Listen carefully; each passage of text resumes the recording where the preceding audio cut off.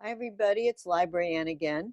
I'm really loving reading this book to you, Rabbi Rocketpower and the Half-Baked Matzah Mystery, a particularly peculiar Passover. I'm also really loving reading that title to you every time that I start to read the book to you. Written by Rabbi Susan Abramson and illustrated by Ariel Diorio. So I'm going to finish the book today reading chapters 11 and 12, and I hope that if you don't already own these books, then run to your favorite online vendor. I particularly recommend that you use independent vendors, but that's your choice. And to buy all of her books, because they're really fantastic, or borrow them from your local library when we're able to do that again. The Temple Israel Library has all of them. And again, there's this one about Passover, there's one about Tu B'Shvat, there's one about Shabbat, and there's one about Shabbat, Tu B'Shvat, Passover, and what's the fourth one? Hanukkah, of course. How can I forget Hanukkah? Okay, here we go. Chapter 11. Elijah never could have predicted this. Everyone sat around the dining room table, enjoying scrumptious desserts. There were macaroons, brownies, chocolate chip mandel bread, fruit, and the all-important chocolate-covered matzah brittle. In the middle of the table was a large piece of matzah lying under the matzah cover.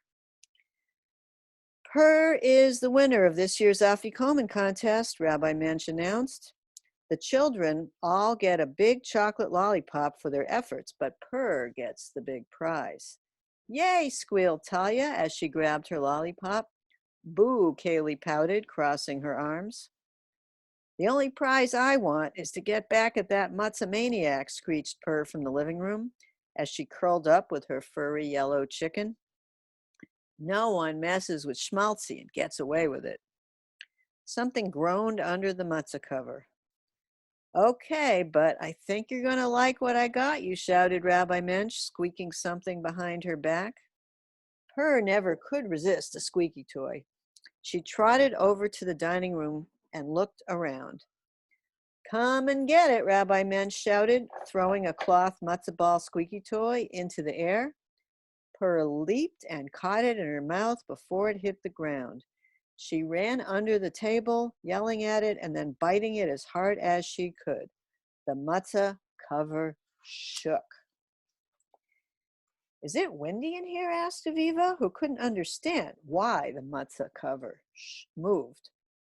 That matzah brittle was so sweet that now I need to eat something plain, said Martin, licking his lips. I think I'll just eat a piece of this matzah. He reached over to grab the matzah, but it moved further under the cover. Huh? He exclaimed, surprised. I want some too, said Kaylee, who had just finished her lollipop. She reached under the cover and picked up the matzah. It jumped out of her hand and dove back under the cover. That's what's happening here.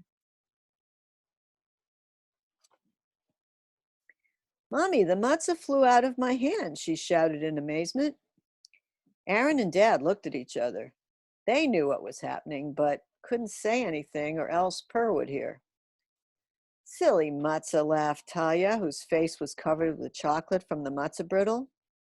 What? Yelled Per. Now she was suspicious. She jumped on a chair and stared at the matzah cover.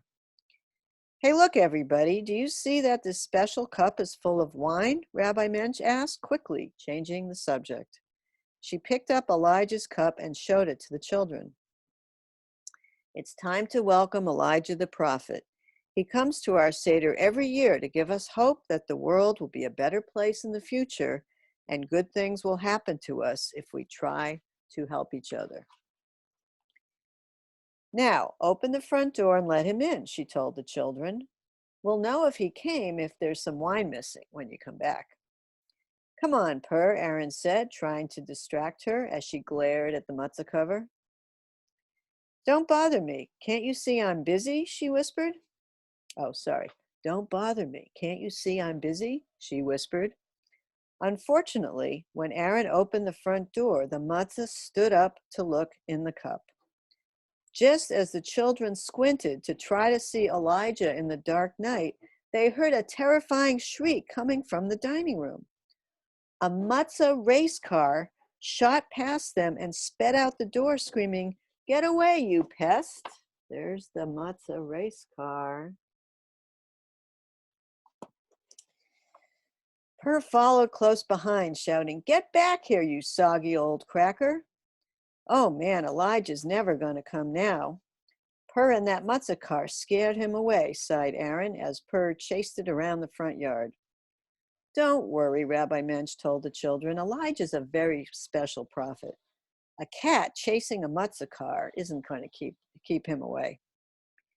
She didn't say what she was really thinking, that if she were Elijah, she wouldn't want to come near a house where a screaming matzah car had just sped out the front door, followed by a crazy cat.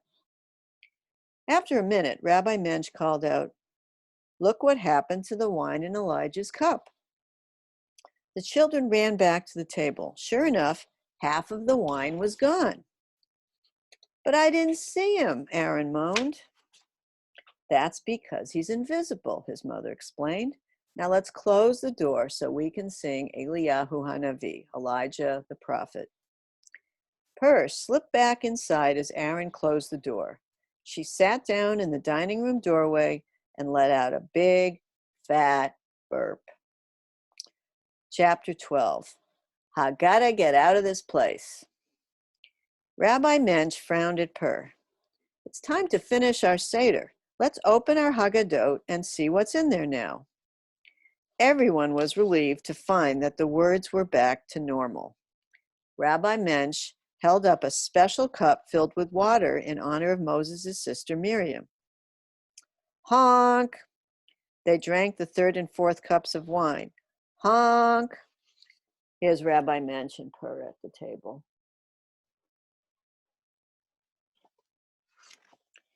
They ended by wishing for peace in Israel. Honk, honk. What's going on outside? Asked Aviva. She looked out the window but didn't see anything unusual.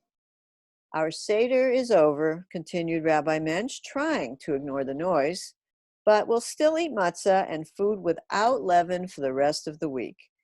It will keep reminding us of how bad it is to be a slave and how easily freedom can be taken away. This year, the Matzah Morphiac learned this lesson for the very first time. Honk, honk, honk.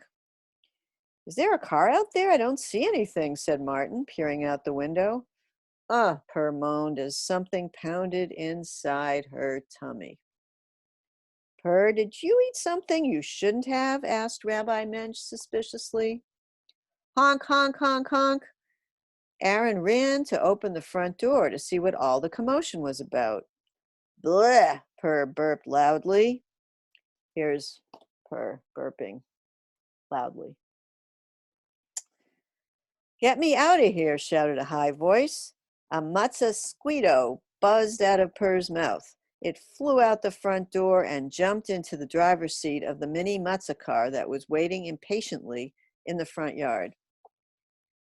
At least there are no annoying cats in the desert, yelled the car as it sped toward the horseradish patch in the distance.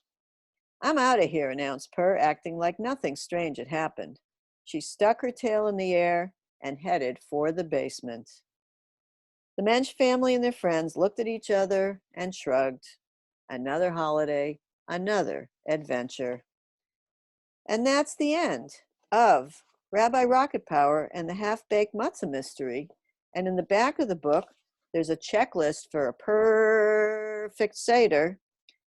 And it's really interesting. And there's lots of great recipes. And there's a glossary to explain some of the words that might have been confusing. We all can really learn a lot from this book, in addition to having a lot of fun. So again, thank you to Rabbi Susan Abramson and Ariel Diorio for Rabbi Rocketpower and the Half-Baked Matzah Mystery. And together, say with me, a particularly peculiar Passover. All right, happy reading, everybody.